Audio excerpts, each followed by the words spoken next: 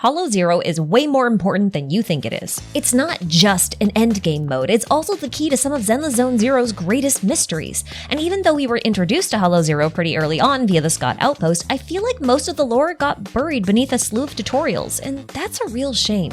So in this video, I would like to do two things. First, I want to go over everything that we learned at the Scott Outpost, including the roles of each faction stationed there and the history of the mother of all hollows herself, Hollow Zero. And in the second half, it is theory time, as we'll get to exit the game world for a bit and talk about the real-world inspirations for the design and behavior behind the hollows. And maybe, just maybe, doing that will help us uncover a few secrets that the game doesn't want us to know about just yet. I will be putting timestamps and citations in the description box, so if you want to skip the explanatory section and go straight to the theory, you got that option. For everybody else, grab a seat, a spot of tea, and get ready to learn, because our foray into Hollow Zero's lore starts right now.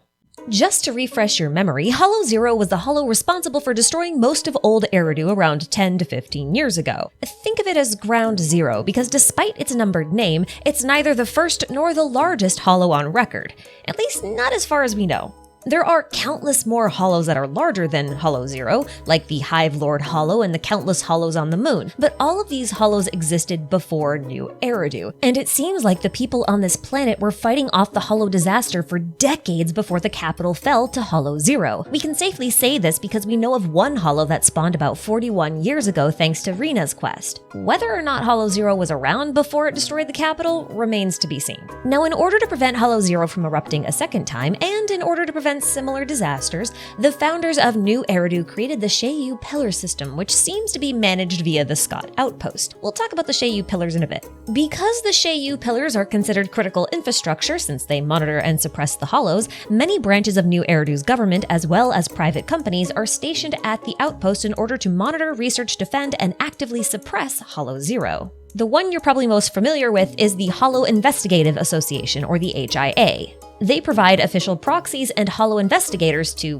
well, investigate Hollow Zero, usually escorting researchers from the White Star Institute. The White Star Institute seems to specialize in hollow-related research. They're the organization that ranks and names ethereals, for example. Now, I'm not sure if they're invested in any other types of research, but it's possible because they're the ones who had Fairy before the Red Fang gang stole her. I don't know why they had her, how they got her, or if they made her, but just know that she was in their custody for a while, because that's certainly going to come up again. Now, the Defense Force, which is basically New Eridu's military, is also stationed at the Scott Outpost, and they're responsible for protecting the Shiyu Pillar system from ethereal attacks. Now, while the Defense Force does carry out operations within the hollows, they don't specialize in it. Soldier 11, for example, belongs to the Defense Force's Obel Squad, and you can see from her teaser that she deals with out-of-hollow conflict quite a bit. In contrast, the Hollow Special Operations Unit is the combat arm for the Hollow Affairs and Neutralization Department, also known as HAND, and they do exactly what their names suggest.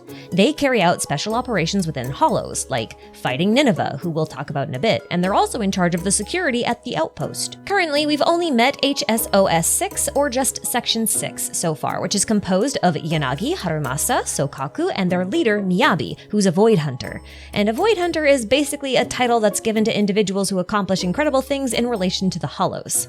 Okay, that was a lot of abbreviations, so let me summarize them really quick. The White Star Institute researches the hollows. The HIA provides official proxies and investigators to escort those researchers. The Defense Force is a military force that protects the Shiyu Pillar system, and the HSO is the combat arm of HAND that carries out special operations within the hollow, usually unrelated to research. I hope you got all that, because I'm not repeating it. Now, the HSO actually has a very important role here because the size of hollows correlates directly with the amount of ether activity inside of them, and ether activity increases for each ethereal a hollow produces by an amount based on the ethereal's strength. So in order to prevent Hollow Zero from getting any bigger, routine combat operations must be carried out within the hollow in order to rout enough enemies to prevent the hollow from expanding. The Shiyu Pillar system also helps with this by siphoning off ether from Hollow Zero, but due to the erratic nature of this hollow, that's not quite enough to keep it under control. Currently, Hollow Zero is home to an incredibly powerful ethereal named Nineveh. Not only is she a notorious ethereal, which means she's just absurdly strong, but she's also part of an ethereal swarm, meaning other smaller ethereals are considered part of her. In fact, parasitization of organic life and ethereals is something that she specializes in.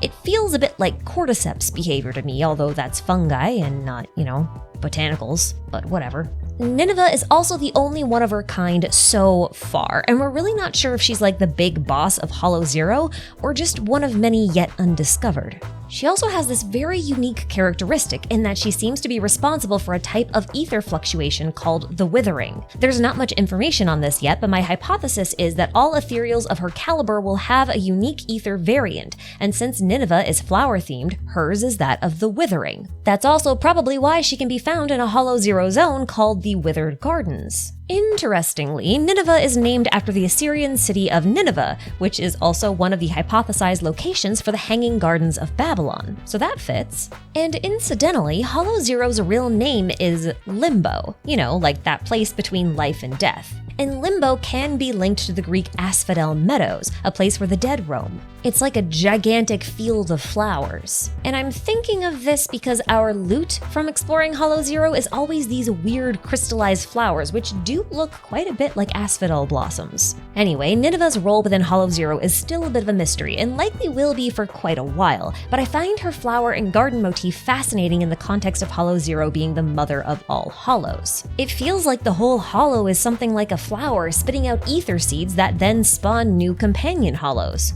And I'm not joking about the mother of all hollows thing either, because not only is Hollow Zero the largest and therefore the most dangerous of all hollows in New Eridu, but all of the primary hollows like the Cretan, Lemnian, Hawara, Persenis, Solov, and Papago are just companion or child hollows that spawned from Hollow Zero. But did you notice how I specified that this is only the case in New Eridu? Well, that's because based on the Where the Miracle Began teaser trailer, it seems like there are countless hollows beyond the city's borders, perhaps making up this mysterious dark wall that they mention. So based on the information available to us right now, I think that New Eridu might look a bit like this. You can see Hollow Zero at the center-ish, which is then surrounded by the ruins of Old Eridu and the city of New Eridu. And if you go out a bit further, you'll reach the Outer Ring, which is kind of like the borderland between the safe zone of New Eridu and the Dark Wall. So basically, there's a safe-ish zone in the middle surrounded by a less safe zone in the Outer Ring, followed by a sea of hollows that make up a Dark Wall. Theoretically, anyway. Now you might be wondering, what exactly causes this safe zone?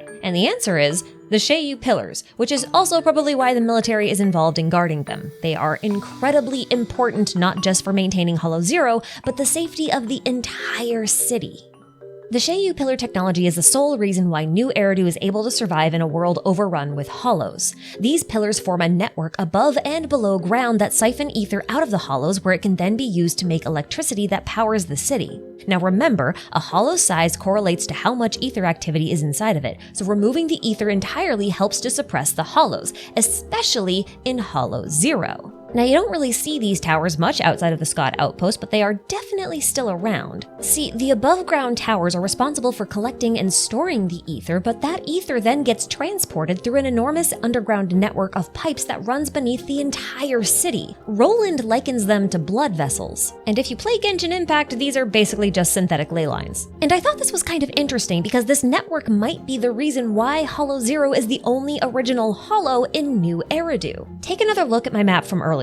Now imagine that this entire safe zone where people live is only safe because the Shiyu pillar network runs beneath it. That means there could be sort of a borderland on the outskirts of the network where its effectiveness is severely reduced, and this would form the Outer Ring. Then, anywhere the Shiyu network doesn't touch, you're gonna get the Dark Wall. And I wonder if the Dark Wall doesn't expand because there's a controlled flow of ether that runs just beneath the ground, creating the illusion that there's a hollow there when there actually isn't. It's obviously just a hypothesis for now, but it would certainly explain why New Eridu is so clear of hollows compared to everywhere else. And that just about covers all the information that we have thus far, but believe it or not, there's still more we can glean about this stuff by looking into the game's references. And that information can tell us a lot, not just about Hollow Zero, but also its relationship to Bel and Wise. Okay, so you know how hollows are like these big bubble labyrinths that are full of monsters? Well, there's a reason why Hoyo designed them like this, and it all comes down to the Greek myth hollows are based on. I am referring, of course, to the myth of the Minotaur. Now, this myth has a bunch of variations, but there are some parts that are very consistent, so here's the gist. Either King Minos or his wife Pasiphae pisses off a god, either Aphrodite or Poseidon, and in retaliation, that god curses Pasiphae to fall in love with the Cretan bull. She eventually unites with said bull and eventually gives birth to the Minotaur, half man, half bull. Now there is a variation where Zeus is the Cretan bull, but we're gonna ignore that one. Anyway, Minos didn't really know what to do in this situation, so he consulted the oracle at Delphi, who told him to construct a labyrinth and trap the Minotaur inside. Now, because of a war between Crete and Athens, the Athenians had to then send people over as tributes to be fed to the Minotaur, because apparently he eats people. But an Athenian named Theseus didn't like this arrangement, so he offered himself up to be sacrificed, but snuck in some weapons because he wanted to kill the beast and put an end to all the needless deaths. But even if he succeeded in killing the Minotaur, he'd likely get lost in the labyrinth and die. But fortunately for him, Minos' daughter, Ariadne, fell in love with Theseus at first sight and offered him a ball of string which would let him retrace his steps and find his way back out. At first glance, this myth seems like it has nothing to do with the Hollows. Except it has everything to do with the Hollows. I listed out the names of New Eridu's primary Hollows earlier. They are the Cretan, Lemnian, Persenis, Solov, Hawara, and Papago Hollows. But did you know that they all get their names from real-world or mythological labyrinths? So in Pliny the Elder's book, The Natural History, chapter 19, titled Labyrinths, he describes 4 labyrinths. The first is the Minotaur's Labyrinth on the Isle of Crete, which is what the Cretan Hollow is named after. The second is a labyrinth found on the Isle of Lemnos, hence the Lemnian Hollow. The third is the tomb of Lars Porsena. And I'm pretty sure Porsena is just an alternate spelling of Persenis, hence the Persenis Hollow. And the fourth is an Egyptian labyrinth, likely the mortuary temple in Hawara that Herodotus described as a labyrinth. If there's a Hawara labyrinth, there's a Hawara Hollow. The last 2 weren't mentioned by Pliny, but I'm pretty sure that the Solov Hollow is named after the Solovetsky Islands in Russia, which are home to more than 30 stone labyrinths. Then finally, we have the Papago Hollow, which was the hardest one to figure out. Now I think it's named after the O'odham tribe, which is found in the southwestern part of the US. The tribe once went by the name of Papago, but they've since rejected it. And do they have a labyrinth? Well, no, not necessarily, but their creator deity, Iitoi, is also called the Man in the Maze, wherein the maze is the maze of life. And a maze is a labyrinth, so I'm counting it. Now, in order to not get lost in a labyrinth, Pliny says that one must enter with a clue of thread, which is essentially what happens with Theseus and Ariadne. So if labyrinths are hollows and Ariadne gets Theseus out of a labyrinth with a thread, then she's basically acting like a proxy, which is very convenient because in Chinese, proxies are actually called rope smiths. That's why the standard tiles within hollows have ropes on them, and it's why the proxy network is called the interknot. It's a rope pun, because ropes make knots. And what's really cool about this is that the mother of both the Minotaur and Ariadne, Queen Pasiphae, was the daughter of the sun god Helios. And in Zenless, Helios is very important.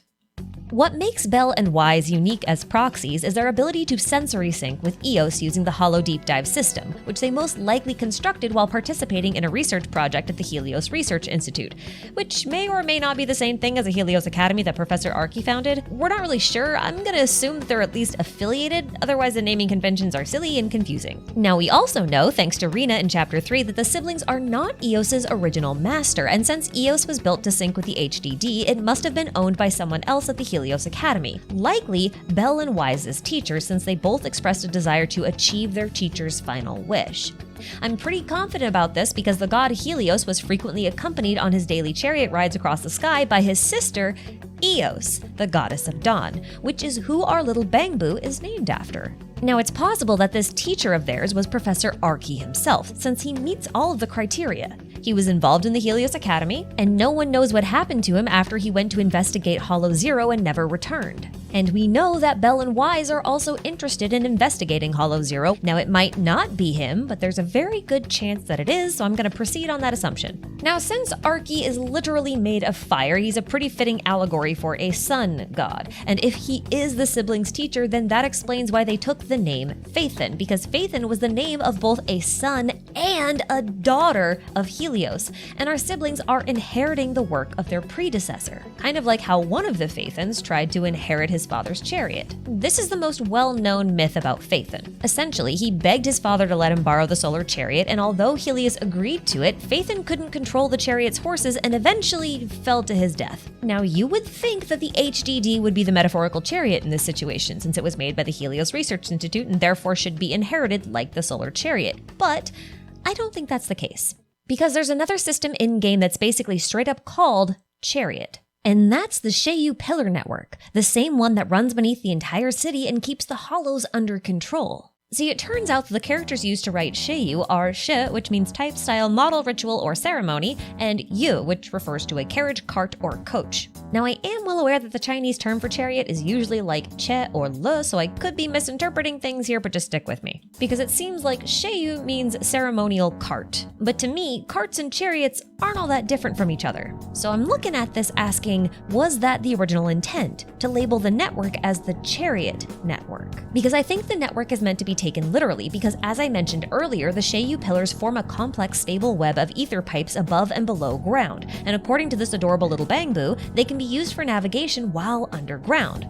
So why not use them that way in hollows as well? Perhaps the Shiyu network acts like a series of stable beacons, so even if the hollow changes its structure, the Shiyu pillars can always be detected. It's kind of like finding true north with a compass. This might even be how hollow observation data is collected. You can calculate how much a hollow changes relative to the positions of a Shiyu pillar stable node. Now, all of this would imply that the HDD's special ability is to interface directly with the Shiyu pillar network, which would make its role similar to that of a harness or a bridle, if we're following the chariot metaphor, I mean. But this also means that it is possible that the HDD and the Shiyu pillar network were co-developed by the same research team as two parts of the same project. After all, what use would Helios have for a bridle if there was no horse or chariot to use it with? So we have the Shiyu pillars as the chariot, the HDD as the bridle, Eos as the co-pilot, and the only thing we're really missing here is a horse to place the bridle on. But we actually have a horse by the name of Fairy. Think about it. Fairy interfaces between the HDD and the Shiyu pillar network, or at least the hollows, and she's one of 4 Type 3 AIs specially designed for hollow navigation and observation. And you know what else conveniently comes in the number 4? Helios's horses. There were 4 of them pulling his chariot, which means at some point we're likely going to collect the other 3 AIs. For what reason, I'm not entirely sure, but I would like to remind you that in his myth, the reason why Phaethon died was because he couldn't control his father's 4 horses, which means that our Phaethon is likely going to have some trouble controlling 4 different AIs, especially if they can't even control the one that they have. And I am pretty sure about them all having a deep connection to Hollow Zero, if only because we have this one movie that's called The Big Hollow, which is another name for Hollow Zero, and the main character on the cover is a blue fairy, kind of like our blue fairy. Now, you might be wondering how all of this ties together with that whole Minotaur labyrinth thing I mentioned earlier, besides the whole Ariadne being Helios's granddaughter type of thing. The way I see it, they're kind of just being used as overlapping metaphors. For example, the Shiyu pillars are both Ariadne's string and Helios's chariot. Both are being used for navigation of the hollows and the labyrinth, respectively. And if you extrapolate out from there, then the proxy siblings are Ariadne, which makes them the keeper of the string, as well as Phaethon, the driver of the chariot. Eos would then be the co-pilot, and the HDD is the bridle or harness that connects the driver and the chariot to the horse, which is Fairy. And the ethereals are obviously the Minotaur representatives, and that means that the hollows are both the labyrinth and the sky that Helios drove the chariot through. And there are reasons why the hollows are the sky, but honestly, it's probably better to leave that topic for when we talk about what ether really is, since hollows are kind of made of the stuff. Oh, and would you look at that? It seems like the names of my silly little channel members have started to arrive, which means I've only got time for one more fun little unrelated fact. Now, I mentioned earlier that there's kind of like a little bit of a theme of inheritance going on with the whole Helios to Phaethon thing. What I didn't mention is that it's a repeating theme. We can see a much more simplified version of this whole inheritance thing with the Belobog Heavy Industries plotline. I'm not going to dive too deep into this right now, but the name Belobog seems to come from the Slavic god of light, whose existence is apparently contested, and also the founder of the company, Horse, is named after a presumed Slavic sun and light deity. And what did this guy who was named after a sun deity do? He built a chariot for his daughter Koleida in the form of the prototype Geroi, which means hero, kind of like Theseus. And as a fun little side note, Koleida, or Koleida, is also the name of another Slavic deity meant to represent the newborn winter sun. This is quite a bit like Helios and Phaethon, in my opinion, and similarly to our proxy siblings' teacher, Horse also went missing and left children behind to carry on his legacy. And the names are starting to disappear now, so that's my cue to wrap things up. So thank you, channel members, for being so patient with me. You guys rock, and if you guys made it this far, then pat yourself on the back, because you rock too. Thank you all so much for watching, and I'll catch you guys in the next one. See ya!